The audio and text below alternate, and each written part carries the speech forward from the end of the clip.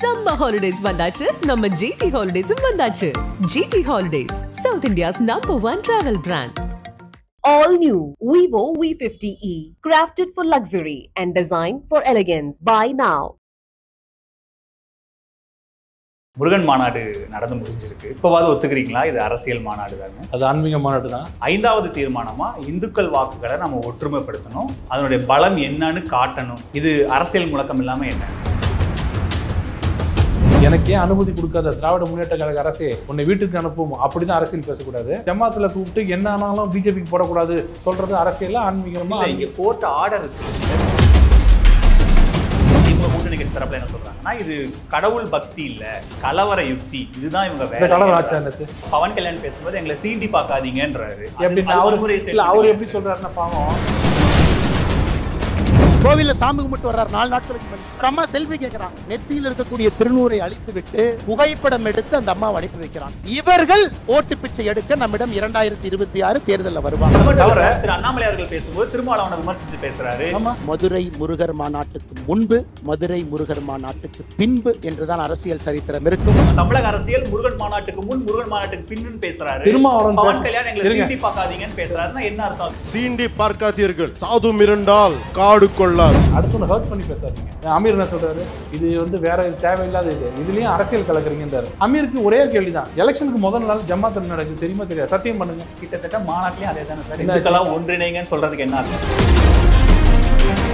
முருகன் கையில் எடுத்தால் 4 சீட் வந்துடும், முருகர் மாநாடு நடந்தால் 50 சீட் வந்துடும். இது சொல்லி கொடுத்துறாதீங்க திருமாவளவனுக்கு, வைகோவுக்குலாம் நாளைக்கே நடத்திடுவாங்க. மதுரை மாநாட்டுக்கு முன் பின் அப்படின்னு தமிழக அரசியல் மாறி விடுறாரு. அதை டீகோட் பண்ணுங்க. என்னன்னு டீகோட்னா என்ன அர்த்தம்? மதுரை மாநாட்டில் ஒரு கலக்குனாங்க பார்த்தீங்களா? என்ன கலக்குனாங்க? நேற்று கூட்டம் 5 லட்சம் பேர் ஒரு இடத்துல கூட்டினாங்கல்ல. கிளியரா நீங்க ஒரு பொலிட்டிக்கல் ஐடியாவோட இந்து முன்னணி மாநாட்டை ஹைஜாக் பண்ணி எனக்கு பாஜக அதை பயன்படுத்திக்கிட்டாங்க.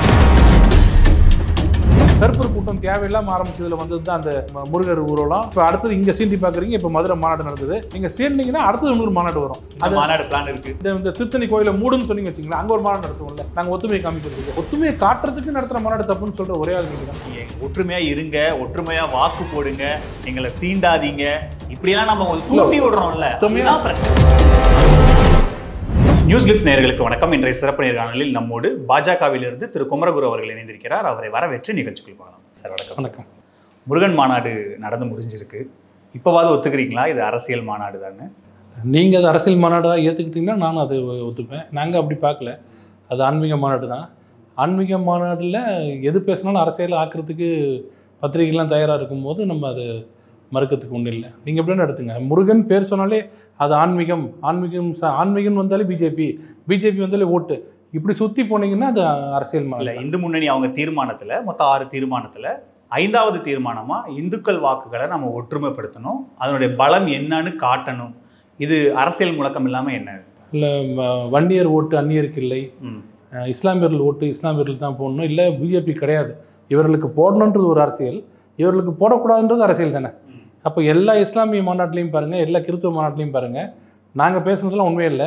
மோடியை வந்து வேறு மாதிரியே சித்தரிச்சு, இந்த காட்டாட்சி தேவையா, இந்த பேயாட்சி தேவையா, இதை எடுத்து விரட்ட வேண்டும், இப்படி பேசுறதெல்லாம் எனக்கு தெரிஞ்சு எந்த டிவியுமே அதை போய் அவங்களை கேட்டு ஏன் அப்படி இல்லை. நீதிமன்றம் அனுமதி கொடுக்கும்போது அரசியல் முழக்கங்கள் வைக்கக்கூடாது, அரசியல் பேசக்கூடாதுன்னு சொல்லி தான் அவங்க அனுமதி கொடுத்தாங்க. இது அரசியல் தீர்மானமே நீங்க அரசியல் முழக்கமா போட்டீங்க, நீதிமன்ற அவமதிப்பு தான். இல்லை, இன்னொரு தடவை நீங்க அதை நல்ல ஆர்டர் ஒரு தடவை படிச்சு பாருங்க. அரசியல் பேசக்கூடாதுன்னா எனக்கே அனுமதி கொடுக்காத திராவிட முன்னேற்ற கழக அரசே உன்னை வீட்டுக்கு அனுப்பும் அப்படிதான் அரசியல் பேசக்கூடாது.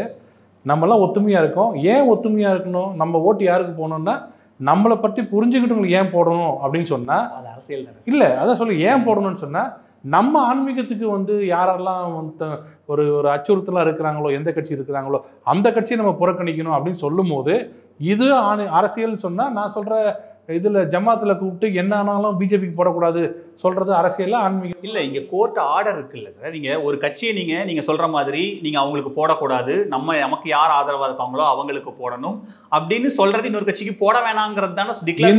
இந்துக்கள் எல்லாம் ஒன்றிணைந்து, இந்துக்கள் எல்லாம் பிஜேபி மோடிக்கு தயவுசெய்து ஓட்டு போடுங்க, மோடி ஜெயிக்கும்னு சொன்னாங்களா? இந்துக்கள் வாக்கு ஒருங்கிணைச்சு நம்ம யாரும் காட்டுங்கன்றாங்க. இந்துக்கள் வாக்கெல்லாம் ஒருங்கிணைச்சிருங்க. ஏன்னா இஸ்லாமியர்கள்லாம் ஒருங்கிணைச்சிருக்கிற மாதிரி, கிறிஸ்தவர்கள் ஒருங்கிணைந்து இருக்கிற மாதிரி இந்த நாட்டில் அதை பெருமையாக சொல்லும் சபாநாயகரை வைத்துக்கொண்டே பெருமையாக சொல்லக்கூடிய இந்த அரசியலில் இது பண்ணி நீங்க அது பலம் காட்டுங்க, நம்ம பலத்தை காட்டுங்க அப்படிங்கிறது எப்படி சார்? அது தேர்தல் அரசியலோட தான் லிங்க் பண்ணி பேசுறாங்க. இல்லைங்க, இப்போ இப்போ எதுக்கு மாநாடு மதுரையில் நடத்துனாங்க எல்லாரும் கேட்டாங்க. மதுரைக்கு ஏன் நடத்தணும்? திருப்பரங்குன்றத்து ஒரு அச்சுறுத்தல் வந்தது. என்ன அச்சுறுத்தல்? புதுசாக ஒன்று கிளப்புனாங்க. நாங்கள் இன்னமும் வேலையே இல்லாத மாதிரியும் திடீர்னு போய் திருப்பரங்குன்றத்தில் மலையை உத்து பார்த்து யோசிச்சுட்டே இருந்த மாதிரி பிரச்சனை பண்ணணுமே, என்ன பண்ணலாம், சிக்கந்தர் மலைன்னு பண்ணலாமா? அப்படியே பண்ணோம். ஒழுங்காக அமைதியாக இருந்ததை தேவையில்லாமல் சீண்டினது யாருன்னு பாருங்கள். சீண்டிட்டு அதில் வந்து எங்களுக்கு இல்லைங்க அப்படின்னா சொல்லாதீங்க, இந்த மலையிலெல்லாம் அப்படி கிடையாதுங்க. ப்ரீவி கவுன்சிலுக்கே போய் ஜட்ஜ்மெண்ட் வாங்கிட்டு வரும்போது கூட இந்த மலை முழுக்க திருப்பரங்குன்ற மலை முழுக்க முருகனுக்கு சொந்தமானது, எக்ஸப்ட் பிளேஸ் வேர் ஏமார்க்டுன்னு போட்டுது சிக்கந்தரோட அந்த மட்டும்தான் இப்படி சொல்கிறோம். நாங்கள் ஆட்டை எடுத்து வெட்டுவோம் அப்படின்னு சொன்னது சீண்டினது யாருன்னு பார்த்தீங்கன்னா அவங்க கூட இல்லை. நீங்கள் நம்ம இப்போ 2024 டிசம்பரில் ஒரு மனு ஒன்று வராங்க, அவங்க கொடுக்குறாங்க. அதை கலெக்டர் ஆர்டர் போடுறாரு. இந்த திருப்பரங்குன்ற மலையில் இருக்கிற தேவஸ்தானத்தில் உள்ள அங்கே இருக்கிற இந்து அறநிலைத்துறை அதிகாரிகள் கொடுத்த கம்ப்ளைண்ட்டின் பேரில் அங்கே கந்தூரி நடத்தப்போவதாக வந்த செய்தியின் அடிப்படையில் அந்த கம்ப்ளைண்ட்டின் அடிப்படையில் நாங்கள் சொல்கிறோம் போலீஸ்க்கு தயவுசெய்து பாதுகாப்பு கொடுங்க, அங்கே யாரும் வெட்டக்கூடாதுன்னு எந்த கவர்மெண்ட் சொல்லுது? அறநிலைத்துறை, திமுக தலைமையில் இருக்கிற அறநிலைத்துறை. அவங்க சொல்கிறாங்க இந்த மாதிரி ஒரு கம்ப்ளைண்ட் வந்திருக்கு, அவங்க இஸ்லாமியர்கள் கந்தூரி பண்ண போகிறாங்களாம், அப்படிலாம் எதுவும் கிடையாது அப்படின்னு சொல்கிறது கலெக்டர் ஆர்டர் போடுறாரு. அது மாதிரி யாரும் உள்ளே போகக்கூடாதுன்னு சொன்னதுக்கு அப்புறமும் ஆட்டை எடுத்துகிட்டு போகிறவங்க சீன்றதா சீன்லையா? இல்லை சார், அந்த இஷ்யூ ஒட்டி தான் நீங்கள் இந்த மாநாட்டை நீங்கள் அங்கே மதுரையில் பிளான் பண்ணி ஒட்டி இல்லை, சீண்டுனீங்கன்னா நம்ம அமைதியாக இருக்கு. நல்லா பாருங்க, அமைதியாக போயிட்டு இருக்கோம், சீன்றீங்க. சீண்டும் போது நம்மளால ஒத்துமையா வரைக்கும் அந்த விழா நடக்காத மாதிரியே சொல்றீங்களே. அங்க இருக்கிற மதுரையில இருக்கிற மக்களே வந்து ஈவன் இந்துக்களே ஆட்டெல்லாம் எடுத்துட்டு போய் மேல கொடுத்துருக்கிறோம், அங்க செஞ்சு பிரியாணி செஞ்சு சாப்பிட்டு வந்திருக்கோம் மக்களே சொல்லி. அப்ப நான் சொன்ன தப்பா இருந்தா கலெக்டர் ஆர்டர் தப்புன்னு சொல்லுங்க. அறநிலைத்துறை எதுக்காக கம்ப்ளைண்ட் கொடுத்தது போலீஸ்ன்னு சொல்லுங்க.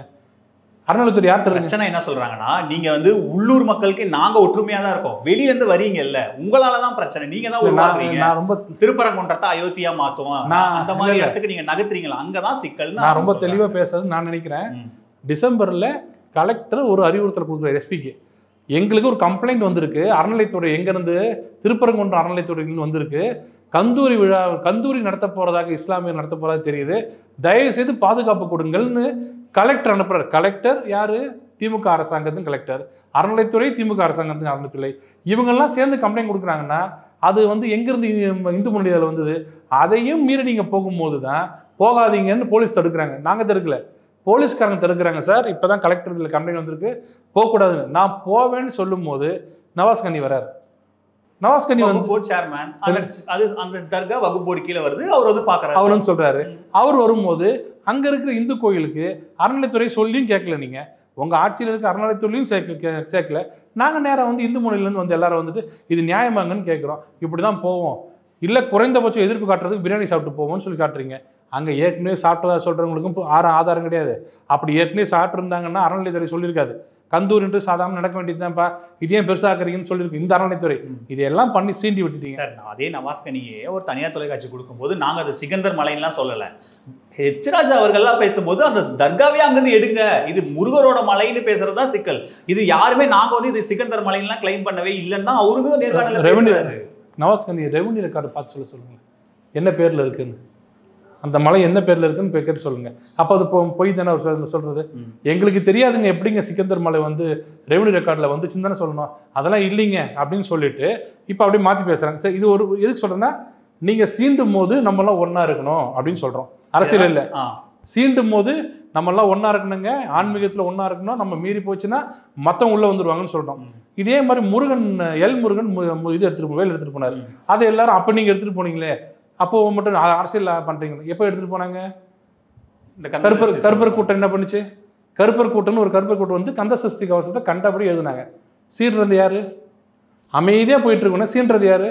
சீண்டுவீங்க, திரும்பி அடிக்க போகும்போது என்னங்க அடிக்கிறீங்க, வன்முறை தூண்டுறீங்க நீங்க அப்படின்னு பேசுறீங்க. நாங்க என்ன சொல்றோம்னா அடிக்கல, திரும்பி தயவுசெய்து எல்லாரும் ஒன்னா இருப்போம். திமுக அரசு தரப்புல என்ன சொல்றாங்க, திமுக கூட்டணி கட்சி தரப்புல என்ன சொல்றாங்கன்னா, இது கடவுள் பக்தி இல்ல, கலவர யுக்தி, இதுதான் இவங்க கலவரம் ஆச்சா. என்னது கலவரம் ஆச்சா? இந்துக்களை நீங்க எங்களை சீண்டி பார்க்காதீங்க, இந்துக்களை ஒற்றுமையா இருங்க, ஒற்றுமையா ஆகுங்கன்னு நீங்க ஒரு பெரும்பான்மையை சேர்க்கிறீங்க அப்படின்னா அப்ப சிறுபான்மையினர் அவங்க ஒரு அச்சத்தை உருவாக்குவாங்கல்ல சார்? அது நீங்க அச்சம் ஊட்டுற ஸ்டேட்மெண்ட் தானே? இல்ல, நான் படிச்ச சட்டம் இது வரைக்கும் கலவரம்னா ஒன்னை வெட்டுவேன் அப்படின்னா கலவரம் வருவோம், நம்ம எல்லாம் ஒத்துமையா இருக்கணும்னா கலவரம் வருமா? சார் நீங்க இந்தியால எப்படி சார் அப்படி சொல்ல முடியும்? நம்ம இந்துக்கெல்லாம் ஒற்றுமையா இருக்கு, இது மதச்சார்பற்ற நாடு இல்ல. ஒரு நிமிஷம் இருங்க, நம்ம மட்டும் தான் நாட்டுல வாழணும், வேற எவனும் வாழக்கூடாதுன்னு கலவரம். நம்ம வாழற நம்ம எல்லாரும் ஒத்துமையா இருக்கணும். பேசுறது பெரும்பான்மைவாதம் சார். அப்போ நீங்க சிறுபான்மையினர், நீங்க ஒத்துமையா இருப்போம் அப்படின்னு ஒத்துமையா இருந்து இந்து கோயிலை தவிர வேற எந்த கோயில் நாட்டுல இருக்கக்கூடாதுன்னு சொன்னா கலவரம். இந்துக்கள் எல்லாம் ஒற்றுமையா இருப்போம். ஏன் சொல்லுங்க, அடிக்கடி சீன்றாங்க. அறநிலைத்துறையே நம்ம பக்கம் இருந்தாலும் சீன்றாங்க. பவன் கல்யாண் பேசும்போது எங்களை சீண்டி பார்க்காதீங்கன்றாரு. அவர் எப்படி சொல்றாருன்னா, பாவம் உதயநிதி ஸ்டாலின்ற துணை முதல்வர், சாதாரண ஆள் இல்லை, துணை முதல்வர் போய் சும்மா நாங்க பாடு எல்லாம் அமைதி வீட்டில் உட்காந்துட்டு இருக்கோம், ஜாக்கிரதை ஒழுங்கா இருங்க, எய்ட்ஸோட மோசமானது, அதை சனாதனத்தை சும்மாலாம் இது பண்ணக்கூடாது, ஒழிச்சிடணும் அப்படின்னு சொல்லும்போது அங்கே பவன் கல்யாண் சொல்ல, நீ யார் ஒழிக்கிறதுக்கு? சனாதனம்ன்றது இந்த ஊரில் நம்ம தமிழ்நாட்டில் நீங்கள் என்னென்ன ஊட்டிங்க, அது திராவிடத்தில் சனாதனம் என்பது வேறு, ஆன்மீகம் என்பது வேறு, பொட்டு என்பது வேறு, விபூதி என்ப உலகத்தில் சனாதனம்னா ஆன்மீகம் தான். சனாதனத்தை ஒழிப்பேன்னு எப்படி நீ சொல்லு? இந்து சனாதனத்தை ஒழிப்பேன்னு நீ யார் சொல்கிறதுன்னு அவர் கோவப்பட்டார். அப்போ யார் தூண்டி விட்டது? சீண்டி விட்டது அப்போ உதயநிதி ஸ்டாலின். திமுக வேலையே சீண்டி விடும். ரிட்டாலியேட் பண்ணிங்கன்னா கோச்சிப்பாங்க. என்ன இப்படி பண்ணுறீங்க? நான் என்ன கேட்குறேன், கலவரம் பூமியாக கொண்டீங்க, ஒன்றும் ஆகலை, இங்கேயே நடத்துறீங்கன்னு கேட்டீங்க, நான் நடத்தின காரணம் சொல்லிட்டோம். நீங்கள் ஏன் முருகன் மாவட்ட பயணிகள் நடத்துறீங்கன்னு கேட்டோம். ஏன் அங்கேயே நடத்த வேண்டிய காரணம் என்ன? நீங்கள் எதுக்கு நடத்துறீங்க?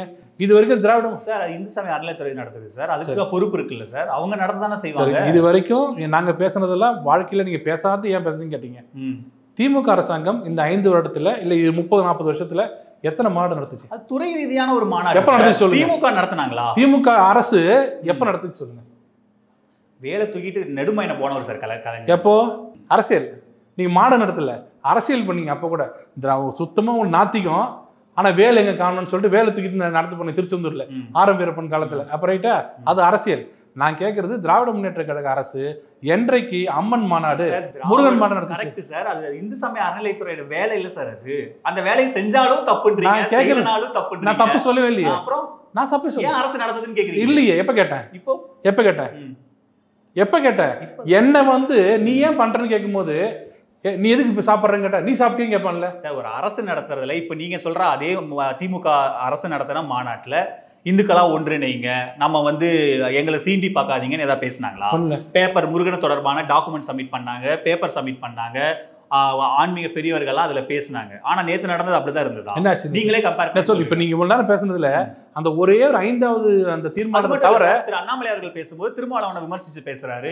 அதுக்கு இனிமே தமிழக அரசியல் முருகன் மாநாட்டுக்கு முன் முருகன் மாநாட்டுக்கு பின்னு பேசுறாரு. திருமாவளவன் பவன் கல்யாண் எங்களை சீண்டி பார்க்காதீங்கன்னு பேசுறாருன்னா என்ன அர்த்தம்? திருமாவளவன் பேசுனது என்னால் ஏற்றுக்க முடியல, ஒரு இந்துவை ஏற்றுக்க முடியல.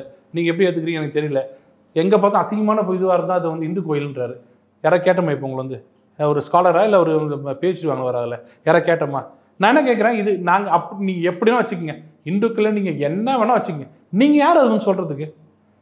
நீங்கள் யாராவது உங்களுக்கு கேட்டாங்களா? இப்போ அப்படி சொல்லிட்டு என்ன சார் மீர் போராட்டம் மனித சங்கிலி நடத்தினா அவருக்கு என்ன வேலைன்னு கேட்குறீங்க? திருமாவளவன் பேசினா திருமாவளவன் ஏன் பேசுறாருன்னு? திருமாவளவன் பேசவே கூடாதா சார்? பேசுங்க, அடுத்தவனை ஹர்ட் பண்ணி பேசாதீங்க. அமீர் என்ன சொல்றாரு, இது வேற தேவையில்லாத இதுலயும் அரசியல் கலக்குறீங்கன்றாரு. அமீருக்கு ஒரே கேள்வி தான், எலெக்ஷனுக்கு முதல் நாள் ஜமாத் நடக்குது தெரியுமா தெரியாது? சத்தியம் பண்ணுங்க, இந்த குடும்பத்தில் யார் பேரா சத்தியம் பண்ணுங்க. ஜமாத்தில் நாங்கள் அரசியல் பேசுறது இல்லை, சர்ச்சில் நாங்கள் அரசியல் பேசுறது இல்லைன்னு சத்தியம் பண்ணுங்க. யாராவது பேசுறீங்களா இல்லையா? அவரு என்ன சொல்றாரு, அமீர் என்ன சொல்றாரு, இந்த நாட்டில இருந்து விளக்க வேண்டிய ஒரு கட்சி பாஜக. அரசியல் தானே, ஆன்மீக அரசியல் வரக்கூடாது. நாங்கள் எங்கேயாவது பார்த்துருக்கோமா? ஒரு இந்து கோயில் முண்டக்கண்ணி அம்மன் கோயிலில் ஒரு பூசாரி சொல்லியிருக்காரா விபூதி வைக்கும்போது அம்மா பிஜேபிக்கு போடுங்கம்மான்னு சொல்லியிருக்காரா? ஏன் அங்கே மட்டும் ஒருத்தரும் கேள்வி கேட்க மாட்டேன்? எங்கள் ஜமாத்தில் போட ஒரு பேட்டி ஒரு பையன் கொடுத்தாருங்க, எங்களுக்கு திமுக பிடிக்கலன்னாரு. ஒரு இஸ்லாமிய இளைஞர் திமுக எங்களுக்கு பிடிக்கல, என்ன கிழிச்சதுன்னு பேசிட்டு இருக்கும்போது, அப்போ அவங்க ஓட்டு யாருக்கு போடுவீங்கன்னா அவங்களுக்கு தான் போடுவேன் அப்படின்னாரு. ஏங்க இவ்வளோ தூரம் விரக்தியாக பேசுறீங்க? அது ஜமாத் எடுத்து முடிவுங்க. ஈரோடுல போன இறக்கிறது அது அரசியலா இது அரசியலா? கிட்டத்தட்ட மாநாட்டிலையும் அதே தானே சார். இந்துக்கெல்லாம் ஒன்றிணைங்கன்னு சொல்றதுக்கு என்ன அர்த்தம் சார்? நீங்க திருப்பி அவ்வளவு பேரை கூட்டி வச்சீங்க. நான் நீ அவனுக்கு ஓட்டு போடக்கூடாதுன்னு சொல்றது அரசியல் இல்லைன்றீங்க. நம்ம எல்லாம் ஒத்துமையா இருப்போம், ஒத்துமையா இருந்தா சரி. இப்போ அதே ஒரு இஸ்லாமிய அமைப்புகள் நடத்துற மாநாட்டில் சொல்லுங்க, என்ன சொல்லுங்க, SDPI மாநாடு சொல்லுங்க, என்ன பண்ணல, என்ன இஸ்லாமியர்களா ஒன்றிணைன்னு அவங்க பேசுறாங்களா சார்? அப்படி பேசல. ஆனா நம்ம இங்க இந்துக்கள் அப்படி பேசுறாங்க, அவங்க அப்படி பேசவே இல்லை. எங்களை மட்டும் 2 மணி நேரம் காவல்துறையில வீட்டுக்கு போங்க, இது எந்த நாடு நாங்கள் மாற்றி காட்டுறோம் அப்படின்னு சொன்னாங்க. இந்த பக்கம் தயாநிதி மாறன் MP ஒருத்தர் நிற்கிறார் பிரச்சாரத்தில், அப்போ ஒரு இஸ்லாமிய நண்பர் பேசுகிறாரு, ராமர் வந்து அணிலுக்கு எப்படி 3 வரி வந்ததுன்னு கேட்டால் ராமர் தடையை விட்டதுனால வந்ததுன்னாரு. அப்போ சீதைக்கு எத்தனை வரி இருக்குன்னு கேட்டார். குளிங் சிரிச்சு தயாநிதி மாறன் வீடியோ வேணுமா உங்களுக்கு? குளிங் சிரிச்சுட்டு அப்படி திரும்பிட்டாரு. பண்ணுறோமா? எங்கேயாவது ஒரு இடத்துலையாவது எங்கே நடந்ததில்ல இஸ்லாமியர்களை பற்றியோ கிறிஸ்தவர்களை பற்றியோ புத்திஸ்ட்டை பற்றியோ இவங்களை பற்றியோ ஜெயினை பற்றியோ ஏதாவது நீ எல்லாம் ஒரு மதம் இதாண்டா மதம் அப்படி சொன்னோமா? என் வீடு எல்லாரும் ஒத்துமையாக இருங்கப்பா அப்படின்னு சொல்ல தப்பு. அடுத்த வீடை திட்டுறது வந்து உங்களுக்கு கரெக்டு. சும்மா இருந்த சமாதானத்தை ஒழிப்பன்றாரு. இவர் ஸ்டாலின் வந்து இன்னொரு வீட்டில் போய் இஸ்லாமிய கல்யாணத்தில் போயிட்டு இதுதாங்க கல்யாணம் நாங்கள் நடத்துகிறோம் கல்யாணமா? அது கரெக்டாது?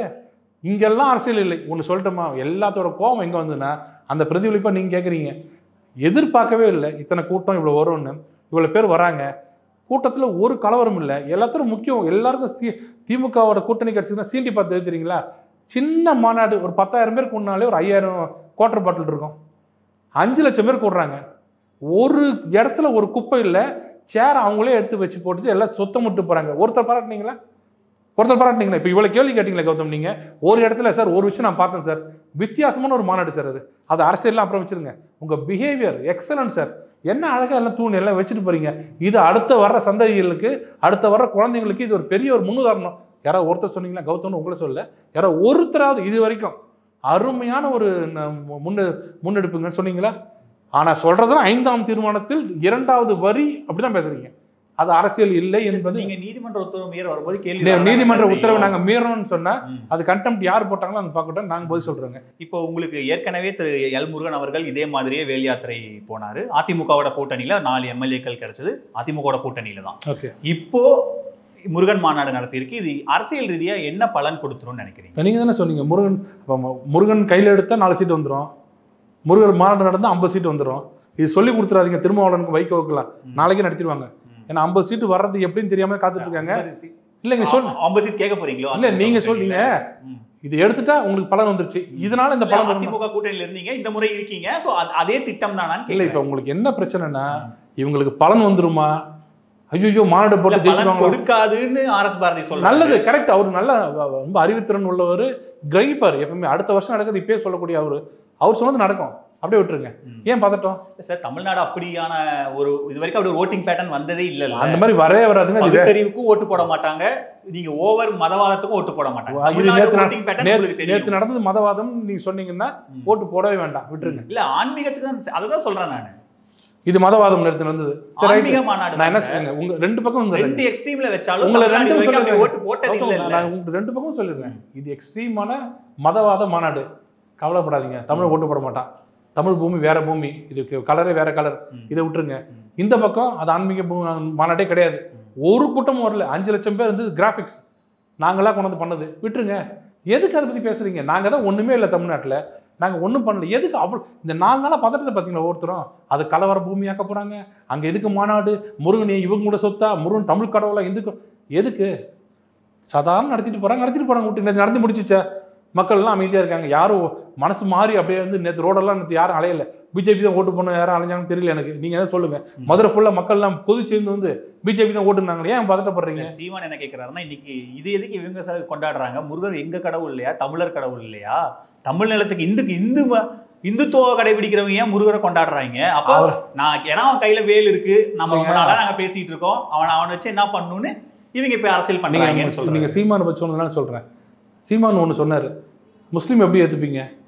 உருது பேசும் முஸ்லீமாக ஏற்றுக்கொள்வோம், கிறிஸ்டியனை கிறிஸ்துவமாக இருக்குன்னா கிறிஸ்டியனை ஏற்றுப்போம், தமிழரை ஏற்றுக்க முடியாதுன்னாரு. கரெக்டா? அப்படிதான் சொன்னார். அவரே சொன்னார் தமிழ் கடவுள் கிடையாது, தமிழெல்லாம் சேர்ந்து கும்பிட்றான் தமிழ் கடவுள், தமிழெல்லாம் சேர்ந்து கும்பிட்றானா? கும்பிடலையே என்னாரு. ஏன்னா நீங்க சொல்ற இஸ்லாமியர் தமிழராக இருந்தா அவருக்கு முருகனை கும்பிடணும். முருகர் வழிபாடு மதம்லாம் வராதுக்கு முன்னாடியில இருந்து குறிஞ்சி நிலம் ஆரம்பிக்கிற காலத்துல இருந்து இருக்கே சார். அன்னைக்கு வந்து தமிழ் கடவுள், இன்னைக்கு தமிழ் தான் சார். இன்னைக்கு தமிழ், இந்து மதமோ இன்னைக்கு தமிழ் எதுவுமே இல்லை. அப்ப தமிழ் தமிழர் மட்டும் இருந்தாங்க. அப்ப தமிழ் கடவுள் வழிபாட்டு முறை அங்க இருந்து சார் ஆரம்பிக்கும். ஆமாங்க, அப்ப தமிழ் கடவுள், இப்ப இந்து கடவுள். ஏன்னா இப்ப தமிழ் கடவுள்னு சொன்னீங்க வச்சுங்களேன். என் கூட இருக்கிற நண்பர் வந்து ஒரு கிறிஸ்டியன். அவரு நம்ம ஊர்லயே பிறந்து நம்ம ஊர்லயே இருக்காரு. அவர் கிறிஸ்டியன். ஆனா முருகர் கும்பிட மாட்டார். நான் எவ்வளவு சொன்னேன், இல்லப்பா நான் சர்ச் தான்ப்பா போவேன்னாரு. அப்போ தமிழ் கடவுளா முருகன்? ஸோ இந்து தமிழர் தான் கொண்டாடுறாங்கன்னு சொல்றேன். இந்து கடவுள் தான் அவரு, இந்து தமிழர் தான். தமிழ் கடவுள்னு சொல்லாதீங்க. தமிழ் கடவுள்னு சொன்னீங்கன்னா சீமான் கூட்டு எடுத்துங்க. இஸ்லாமியர்கள் தமிழர் கிடையாது, அதை ஒத்துக்கிறீங்களா? அமீர் தமிழ் கிடையாது. எனக்கு தெரிஞ்ச அமீருக்கு உருது தெரியுமா தெரியல. உருது தெரியாம இருந்தாருன்னா அவர் தமிழன் தானே. எழுத படிக்க கத்துறது எல்லாமே தமிழ் தானேங்க. அவர் எப்படி தமிழன்? அவர் தமிழன் நீங்க சொன்னீங்கன்னா முருகனை கும்பிட சொல்லுங்க. முருகனை கும்பிட மாட்டார்னு சொன்னாருன்னா முருகன் தமிழ் கடவுள் கிடையாது, முருகன் இந்து கடவுள். இதுல இன்னொரு ஒரு விஷயம் வந்து இதுல பவன் கல்யாண் என்ன ஸ்ட்ராட்டஜி? இப்போ கூட வந்தாரு ஒரு 2 தொடர்ச்சியா வராரு. அவருக்கு என்ன ஒரே ஒரு கேள்வி, பவன் கல்யாண் இது முறை 2 முறை வந்துட்டாரு. இங்க திரு நயினார் நாகேந்திரன் பேசும்போது தெலுங்கு படிங்களே, 3வது மொழியா தெலுங்கு படிங்க, என்னாச்சு அப்படின்னு பேசுறாரு. இதுக்கு பின்னாடி ஏதாவது கணக்கு வச்சிருக்கீங்களா? இல்ல, பவன் கல்யாண் வந்து அங்க நல்லா வளர்ந்துட்டு வராரு. அவரும் ஒரு பேட்டியில சொன்னாரு, தமிழ்நாட்டில் என்னோட கட்சியை வந்து நாங்க ஆரம்பிக்க போறேன், கிளை மாதிரி ஆரம்பிக்க போறேன், அது வரணும்னு நினைச்சாரு. ஒருவேளை அவர் அதுக்காக கூட அவர் வரலாம். 2வது அவர் ஆன்மீகத்தில் அவர் ஓப்பனா சொன்ன ஒரே மனிதன் எனக்கு தெரிஞ்சு. அது வந்து நாகரிகம் இல்லைன்னு கூட நினைச்சிங்க. எல்லாரும் அமைதியா இருக்கும்போது இந்த அரசியலில் இது யாராவது இன்னொரு தடவை சனாதனத்தை பற்றி பேசுனீங்கன்னா வேற மாதிரி நடக்குன்னு இதை காமிச்சார். அந்த அளவுக்கு ஓப்பனாக போய் எங்களை டச் பண்ணிங்கன்னா அப்படி தைரியமாக பேசக்கூடிய ஒரு தலைவர் தமிழ்நாட்டில் நாங்கள் எங்கேயும் பார்க்கல. ஆந்திராவில் பேசுகிறாங்க, நாங்கள் பார்க்குறோம். இல்லை, இங்கே இருக்க லிங்குஸ்ட் மைனாரிட்டியாக இருக்குது தெலுங்கர்கள், இந்த ஓட்டை கன்சால்டேட் பண்ணுறதுக்கு அப்படி ஏதாவது திட்டம் ஏதாவது இருக்கான்னு? இல்லை, நீங்கள் ஸ்டாலின் அவர்கள் சொன்ன மாதிரி தான் எதிர்கட்சி பிஜேபி அரசியல் பண்ணாமல் அவியலாக பண்ணோம். எதையாவது ஒன்று பண்ணுங்க, அரசியல் தான் பண்ணோம், கவலைப்படாதீங்க. அவர் பவன் கல்யாண் வந்தாலும் அரசியல் தான் பண்ணுவோம். ஏதோ ஒன்று வச்சுப்போமே, அப்படியே வச்சுக்கோங்களேன். உங்கள் பயம் அது இல்லை. ஒன்றாகிறாங்க, கன்சல்டேட் ஆகுறாங்க, சொல்கிறாங்க, எல்லாரும் சாதாரணமாக கேட்குறாங்க. அவர் வாழ்த்து சொல்ல மாட்டார், அவர் என்னங்க எங்கள் முதல்வர்ன்றீங்க, அவரை போய் எங்கள் முதல்வர்ன்றீங்களேன்னு கேட்குறாங்க. அது போய் சேருது திமுகவில். திமுகக்காரங்களே பயப்படுறாங்க. இல்லைங்க வேற மாதிரி போகுது, இப்போது முதல்ல மாதிரிலாம் கிடையாது, பிஜேபி ஸ்ட்ராங் ஆகிட்டுருது, உண்மையை சொல்கிறாங்க. பிஜேபி தமிழர்களுக்கு சொல்கிறீங்க, எல்லாம் சொல்கிறீங்க, இந்துக்களுக்கு மட்டும் சொல்ல மாட்டீங்க, முஸ்லீம் கிறிஸ்டினுக்கு சொல்கிறீங்க, ஜெயினுக்கு சொல்கிறீங்க. மகாவர் ஜெயந்தி வாழ்த்து சொல்கிறாரு, மக்கள் பார்க்குறாங்கன்னு எல்லாருக்கும் ஒரு ஜோல்ட். அது இப்போ நேற்று மாநாடு நடக்கும்போது வராது, அவ்வளோலாம் வராதுன்னாங்க. என்ன கண்டிஷன் போட்டிங்க? கார் நம்பர் சொல்லணுமா? நான் கிளம்பி வர்றவங்க, மாநாடுக்கு போகிறவங்க கார் நம்பரை 4 நாள் முன்னாடி சொல்லிடணுமா? சப்போஸ் கார் ரிப்பேர் ஆச்சு வச்சிங்களேன், மாநாடுக்கு வர முடியாது. இந்த இதெல்லாம் பார்த்துருக்கீங்களா நீங்கள்? எவ்வளோ பேர் வராங்கன்னு ஒரு அரசு கண்காணி. ஒரு நிமிஷம் இருங்க, கரெக்டாக சொல்லுங்கள். எவ்வளோ பேர் வராங்கன்னு ஒரு அரசு, எத்தனை பேர் எதிர்பார்க்கப்படுகிறார்கள் கேட்டாங்க. நாங்கள் வந்து 3 to 5 லட்சம் போட்டோம், அவ்வளோதான் கேட்க முடியும். சமீபத்தில் இந்த கூட்ட நெரிசல், கட்டுக்கடங்காத கூட்டம், நம்ம ஏஆர் ரஹ்மான் கான்சர்ட் ஆகட்டும், அதுக்கப்புறம் பீச்சில் நடந்த பதில் சொல்லிட்டேன். விஷயங்கள் இல்லை நிறைய இருக்குது. நான் பதில் சொல்லிட்டேன், கண்காணிக்குது. நான் பதில் சொல்லிட்டேன். அவங்க என்ன கேட்டாங்க பதில் சொல்லிட்டேன். எத்தனை பேர் வருவாங்கன்னா 5 லட்சம் பேர்னு சொன்னீங்கன்னா சார் இந்த இடம் பத்தாது, வேற இடம் போங்கன்னு சொல்றது சட்டம் ஒழுங்கு கண்டிப்பாக அவங்க அதிகாரம் உண்டு. எந்த காரில் வராங்க, கார் நம்பர் என்ன, இ பாஸ் வாங்கிட்டு வராங்கன்னு சொன்னாங்களே. இது வரைக்கும் எத்தனை மாநாடு திமுகவும் விசிக்காக நடத்தியிருக்கு? ஒரு இடத்துல இது மாதிரி பாஸ் போட்டுருக்கு, இ பாஸ். நீங்க இ பாஸ் இல்லை சார், நீங்க எல்லா மாநாடுகள்னு நீங்க வண்டியிலேருந்து கிளம்பும் போதே லோக்கல் ஜூரி செக்ஷன்ல சொல்லிட்டு போகணும் இல்லை சார், நாங்கள் இவ்வளோ பேரை ஊர்ல இருந்து கூட்டிட்டு போறோம்ன்றது அது விதிமுறை தானே சார். அதே இ பாஸ்ன்றது, இ பாஸ்ன்றது என்ன தெரியுமா? என்னோட வாகனத்தை போட்டு அந்த இ பாஸ் எடுத்து ஒட்டி போனோம். அது மாதிரி இல்லை, நல்ல விஷயம். கௌதம் அவர்கள் இப்போ சொன்னதுக்கு அப்புறம் தான் எனக்கு புரியுது, மிகச்சிறந்த விஷயம். அது ஏன் எங்கள்கிட்ட ஆரம்பிக்கிறீங்க? நாங்க மட்டும் ஏன் எங்க இல்ல, ஏற்கனவே வண்டிகள்ல ஒட்டி இருப்பாங்கல்ல சார், எங்க இருக்காங்க? எங்க வந்து திமுக நடத்தின மாநாட்டில், எத்தனை மாநாட்டில், விசிக நடத்தின மாநாட்டில் ஒரு இ பாஸ் ஒட்டி இந்த நம்பரை போட்டு கலெக்டர் சைன் பண்ணிருக்காரு? சொல்லுங்க. அப்ப நீங்க பயப்படுறீங்களா, நாங்க பயப்படுறோம் எங்களை பார்த்து? ஒரு அரசு முன்னெச்சரிக்கையா இருக்கக்கூடாது. இது முன்னெச்சரிக்கை. திருப்பி கேட்டேன், 3வது தடவை கேட்குறீங்க. இ பாஸ் வந்து முன்னெச்சரிக்கை இல்லை. எத்தனை பேர் வருவீங்க, டாய்லெட் எத்தனை பேருக்கு இருப்பாங்க, பெண்கள் எத்தனை பேர் எதிர்பார்க்குறீங்க, ஆண்கள், இது கேட்கறது தப்பே கிடையாது. எந்த வண்டியில் வரீங்க, நம்பரை கொடுங்க, டயர் சரியா இருக்குதா, அவங்க அப்பா அம்மா பேர் என்ன, இது கேட்கக்கூடாது. கேட்டதுன்னா பயம். இதுல என்ன பயம்? அதான் அப்படி சொன்னா வர மாட்டாங்கல்ல. இப்போ என்ன கூப்பிட்டீங்க வச்சுங்களேன், இப்போ காலைல இ பாஸ் போட்டு கலெக்டருக்கு சைன் பெற்றலாம், நான் வரல நீ போப்பா அப்படின்றோம்ல. சார் எது எடுத்தாலும் பயம்னா எப்படி சார்? எங்க நான் ஒரு வார்த்தை நீங்க இது வரைக்கும் ஒரு வார்த்தை கூட மறுக்கல. நீங்க இல்ல நான் போயிருக்கேன் இ பாஸோட திருமாவளவன் மாநாட்டுக்குன்னு சொல்லி நீங்க. நான் பொதுவா அந்த மாநாட்டுக்கு போறேன். உங்க ஃப்ரெண்டு யாராவது போனாங்களா இல்ல பாத்தீங்களா? நீங்க ஜர்னலிஸ்ட்ங்க பாப்பீங்களா? என்னன்னா சார், நம்ம திமுக அதிமுக மாநாட்டிலேயே வண்டியில ஸ்டிக்கர் ஒட்டி, வண்டி நம்பரு, எந்த பாஸ்ன்னு கொடி பறந்து, யாரு கூட்டிட்டு போறா முதல் கொண்டு வண்டி கண்ணாடியில இருக்கும் சார். அது எதுக்கு தெரியுமா? அது மாடசில கணக்கு கட்டுறதுங்க சார். அது நீங்க சொல்லுங்க சார், அது கவர்மெண்ட், அது கீழே பாத்தீங்கன்னா கவர்மெண்ட் ரெக்கார்ட் இருக்கு. அதெல்லாம் கிடையாது. அதெல்லாம் சும்மா பூசால கிட்ட சொல்லாதீங்க. நான் அப்படி சொல்றேன், திருத்தணி ஒன்றிய செயலாளர் பேர் போட்டு வணக்கம் அவர் கை கட்டுவார். அதுதான் சார் பாஸ். பாஸ் இல்ல, அவர் வந்து அண்ணே 12 வண்டி கணக்குல பாத்துங்கன்னு சொல்றதுக்கு பண்றது. நான் கேட்கறது இ பாஸ். நீங்க இதுல போட்டு நம்ம வெப்சைட்ல போட்டு பிரிண்ட் அவுட் எடுத்து ஒட்டிட்டு போனோன்றாங்க. அது இல்லைன்ட்டாங்க. நேற்று அண்ணாமலை அவர்கள் பேசும்போது இனிமே வந்து மதுரை மாநாட்டுக்கு முன் பின் அப்படின்னு தமிழக அரசியல் மாறுறாரு. என்ன அதை டீகோட் பண்ணுங்க. என்னன்னு டீகோட்னா என்ன அர்த்தம்? மதுரை மாநாட்டில் ஒரு கலக்குனாங்க பார்த்தீங்களா? என்ன கலக்குனாங்க? நேற்று கூட்டம் 5 லட்சம் பேர் ஒரு இடத்துல கூடினாங்கல்ல, எந்த விதமான அரசியல் கலப்பும் இல்லாமல் இந்து முன்னணி நடத்தினதில்ல. அதெல்லாம் அவங்க பார்த்தோன்னா இப்படி ஒரு மாநாடு தமிழ்நாட்டில் நடந்தது இல்லை. இந்த மாநாட்டுக்கு முன் பின்னு 2ஆ பிரிக்கணும். இல்லை சார், அது சொல்லிட்டு தான் அவர் சொல்றாரு இனிமே அடுத்தடுத்து நம்ம இந்துக்கள் வாக்கு ஒன்றிணையணும், நம்ம வந்து யாருக்கு வாக்கு செலுத்துறோன்ற கவனமா இருக்கணும்லாம் அடுத்தடுத்து வரிகளில் பேசுறாரு. அப்படிங்கும் போதே கிளியரா நீங்க ஒரு பொலிட்டிக்கல் ஐடியாவோட இந்து முன்னணி மாநாட்டை ஹைஜாக் பண்ணி பாஜக அதை பயன்படுத்திக்கிட்டு எடுத்துக்கணும். எனக்கு தெரிஞ்ச அண்ணாமலை அவர்கள் வந்து ஒரு முன்னாள் IPS, முன்னாள் மாநில தலைவர், மற்றபடி வேற எந்த பொறுப்பும் இல்லை. சபாநாயகர் இருந்த அப்பாவை வந்து இந்த ஆட்சி நீங்கள்லாம் சேர்ந்து போட்ட ஆட்சி, நீங்கள்லாம் ஒற்றுமையாக இருந்து இவருக்கு தான் ஓட்டு போடணும்னு கரெக்டாக போட்டீங்க, உங்களை நாங்கள் மறக்க மாட்டோம், இது கிறிஸ்துவர் நடத்தும் ஆட்சின்னாரு. அது என்ன அர்த்தங்க? நான் தப்பு சொன்னேன், நீங்கள் கண்டனம் தெரிவிக்கலன்னு. இப்போ இவ்வளோ கேள்வி கேட்டீங்களே என்ன கூப்பிட்டு வச்சு, ஒரு கேள்வி அப்பாவை கூப்பிட்டு வச்சுட்டு, நீங்கள் ஒரு சபாநாயகர், அனைவருக்கும் பொதுவானவர், அதுவும் CSI நீங்கள் போட்டிங்களே, ப்ராட்டஸ்டன்ஸ் நீங்கள் போட்டிங்களே, நீங்கள் போட்டு உட்கார வச்ச அரசு தான் அந்த அரசாங்கம் அப்படின்றீங்களே. நீங்களும் அதானே சார் கேட்குறீங்க, இதுக்கெல்லாம் ஒன்றிணைங்க, இதுக்கெல்லாம் ஓட்டு போட்டு நீங்கள் அங்கே கண்டிச்சுட்டு எங்கிட்ட வாங்க, நாங்கள் பதில் சொல்கிறோம். அவங்க சொல்கிறது எல்லாம் கண்டிச்சுட்டு இங்கே வாங்க, அப்புறம் நான் பதில் சொல்கிறோம். நீங்க மாநாடு போட்டு எல்லாம் ஒன்றிணைங்க, நானும் சொல்றேன், சீண்டி பார்க்காதீங்க. நான் சொல்றதும் மாநாடுங்க. CSI மாநாட்டில் தான் அவர் பேசினார், அப்பாவை பேசினார். உங்களால தான் அந்த ஆட்சியே வந்தது, நாங்கள் மறக்க மாட்டோம், நன்றியை மறக்க மாட்டோம், அத்தனை பேரும் சேர்ந்து ஒற்றுமையாக பிஜேபி வேண்டாம் என்று எங்களுக்கு ஓட்டு போட்டீங்கல்ல, அதை நாங்கள் மறக்கவே மாட்டோம் அப்படின்னு சொன்னார். அது யாரும் கண்டிக்கல இது வரைக்கும். இப்போ இந்த நேற்று மாநாட்டில் அதிமுக சார்பாக மூத்த தலைவர்கள்லாம் கலந்துக்கிட்டாங்க. திமுக இன்னைக்கு காலையிலேருந்து கடுமையாக வைக்கிற விமர்சனம், அந்த மாநாட்டில் அண்ணாவாகட்டும் பெரியாரை பற்றியெல்லாம் கடுமையான விமர்சனங்களை வைக்கிறாங்க. தலைவர்கள் உட்காந்து வேடிக்கை பார்த்துட்டு இருக்காங்க. என்ன கூட்டணி இது? இதுதான் உங்கள் கூட்டணி கட்சி, இது கூட கண்டிக்க மாட்டீங்களா? இவ்வளோ அடிமையாக போயிட்டீங்களா? எனக்கு தெரிஞ்சு அவ்வளோ அண்ணா அவர்களும் அவ்வளோ யாரும் ஒன்றும் தப்பெல்லாம் பேசலை. நீங்கள் அது சீண்டி விட பார்க்குறாங்க, கொம்பு சீ விடுங்க, எவ்வளோனா போடுங்க. அங்கே இருந்த எல்லாருமே வந்து பார்த்தாங்க. அவங்க அதிமுகவும் திமுகவுக்கும் வித்தியாசம் தான். அதிமுக ஆன்மீகத்தை ஏற்றுக்கொண்ட கட்சி, திமுக வெளியில் ஏமாத்துறதுக்காக ஆன்மீகத்தை ஏற்றுக்கிட்ட மாதிரி ஒன்றே குலம் ஒருவின தேவன்னுவார். ஆனால் எனக்கு கடவுள் இல்லை, என்ன என் நெத்தியில் நான் ரெட் லைட் எரியுதுன்னுவார். அது இல்லை. அதிமுக பொறுத்த வரைக்கும் அவங்க விபூதி வச்சுக்கிட்டு கோயிலுக்கு போயிட்டு அந்த அம்மையாராகட்டும் எம்ஜிஆர் ஆகட்டும் அத்தனை பேரும் ஆன்மீகத்தை ஏற்றுக்கிட்ட தலைவர்கள் தான். அதனால அவங்களுக்கு அப்படிலாம் மீறிலாம் நீங்கள் அண்ணாவை திட்டிக்கலாம் அங்கே அவங்க சும்மா. இன்னைக்கு ராஜேந்திர பாலாஜி பேசியிருக்காரு, நான் வந்து அது மேடை நாகரிகங்கிறதுனால அங்கே எதுவும் பேசலை, ஆனால் அப்படி நடந்திருக்க கூடாது, அது ரொம்ப தவறானதுன்னு பேசுறாரு சார். கொள்கைங்க ராஜேந்திர பாலாஜி விட ஆன்மீகவாதி அதிமுக கொள்கையில வந்து பெரியார்ன்றது உண்மையிலே கடவுள் எதிர்ப்பு தானே அவரு. அது எதிர்ப்பு நாங்கள் எதிர்ப்பு தானே செய்வோம். அதுக்காக எல்லாமே ஏற்றுக்க முடியுமாங்க? அதிமுக கூட்டணி இருக்கிறதுக்காக நாளையிலேருந்து எங்க தலைவர் எடப்பாடி பழனிசாமி இன்வைட் பண்ணீங்க, அவங்க கட்சியிலேருந்து வந்திருக்காங்க, அவங்களுக்கு ஒரு தர்ம சங்கடத்தை உருவாக்குறீங்கல்ல. இங்க இது எனக்கு கொள்கைங்க. அது அவங்க பெரியார் வந்து அவங்க அரசியல் கட்சி தலைவரா, பெரிய அரசியல் கட்சி தலைவரா? அவர் ஐடியாலஜி, அம்பேத்கர் மாதிரி ஒரு ஐடியாலஜி வச்சிருக்கீங்க, அவங்க வச்சிருக்காங்க. அந்த ஐடியாலஜி இல்லை குறைகளை சொல்றோம்.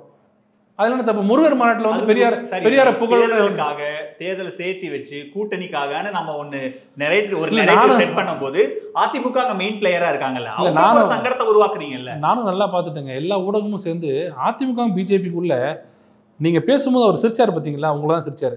இதுக்கு மேலே அங்க இருக்கணுமா அப்படி சொல்லி விடுறீங்க.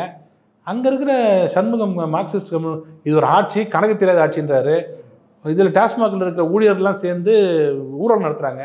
யார் எடுத்து? அரசாங்கத்தை எடுத்து எங்களுக்கு இல்லை இது வேஜஸ் கொடுக்க மாட்டாங்கன்னு எதுவுமே உங்க கண்ணில் பட மாட்டேங்குங்களே. அதுவும் கேட்டுட்டு தான் சார். எனக்கு தெரிஞ்சு எங்கே கேட்டீங்கன்னு தெரியல. மதிமுக 50 சீட்டு கேட்கும், 60 சீட்டு கேட்குன்றாங்க. அதை பற்றி யாரும் பேசல. ஆட்சியிலே பங்கு கேட்போம்னு திருமாவளவன், அதெல்லாம் கூட்டணி தெரியல. அவர் அங்கே உட்காந்துட்டு நீங்கள் லைட்டாக சிரிச்சிங்க. சிரிக்கும் போது ஒரு முகம் மாறிச்சு. நாங்கள் பார்த்துக்கோ. வெளிப்படையாக ராஜேந்திர பாலாஜி பரவாயில்ல இல்லை அப்படி வருத்தப்படுறாரா? நாங்கள் பேசிக்கோ. ராஜேந்திர பாலாஜி ராஜேந்திர பாலாஜி எங்க அண்ணா, அவர் ஒன்றும் தப்பா நினைக்க மாட்டாரு.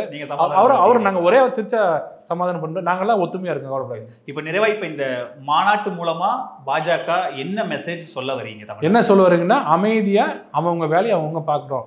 நாங்க தனியா இந்துக்கள் தனியா அவங்க வேலையை பாக்குறாங்க, கிறிஸ்டியன்ஸ் பாக்குறாங்க, முஸ்லீம் பாக்குறாங்க, எல்லாரும் அண்ணன் தம்பியா பழகிட்டு இருக்கோம். ஒரே ஊர்ல ஒரே இதுல சீண்டி பார்க்கும்போது தான் இவர் ரிட்டாலியேட் பண்றாரு. சீண்டாதீங்க, சீண்டிட்டு ரிட்டாலியேட் பண்ணும்போது கோச்சிக்காதீங்க. அவங்கவுங்க வேலையை அமைதியாக போயிட்டுருக்கோம். ஒரு கருப்பர் கூட்டம் தேவையில்லாமல் ஆரம்பிச்சதுல வந்தது தான் அந்த முருகர் ஊர்வலம். இப்போ அடுத்தது இங்கே சீண்டி பார்க்குறீங்க. இப்போ மதுரை மாநாடு நடந்தது. நீங்கள் சீண்டிங்கன்னா அடுத்தது இன்னொரு மாநாடு வரும். அது மாநாடு பிளான் இருக்குது. நீங்கள் சீண்டிங்கன்னா இப்போ அடுத்தது எங்கே திருத்தணியில் போயிட்டு இந்த திருத்தணி கோயிலை மூடுன்னு சொன்னீங்க வச்சிங்களேன், அங்கே ஒரு மாநாடு நடத்துவோம்ல. நாங்கள் ஒத்துமையை காமிக்கிறதுக்கு, ஒத்துமையை காட்டுறதுக்கு நடத்துகிற மாநாடு தப்புன்னு சொல்கிற ஒரே ஆள் நீங்கள் தான். ஒற்றுமையை காட்டுறது பிரச்சனை இல்லை, நீங்க ஒற்றுமையா இருங்க, ஒற்றுமையா வாக்கு போடுங்க, எங்களை சீண்டாதீங்க, இப்படியெல்லாம் நம்ம தூண்டி விடுறோம்ல, அதுதான் பிரச்சனை. ஒத்துமையா இருப்போம், ஒத்துமையா வாக்கு போடுவோம், நமக்கு யார் வேணுமோ அவங்க வாக்கு போடுவோம் அப்படிங்கிறது அரசியலா எனக்கு தெரியல. அது ஆன்மீகத்தை காப்பாற்றக்கூடிய, மதத்தை காப்பாற்றக்கூடிய நல்ல விஷயம்.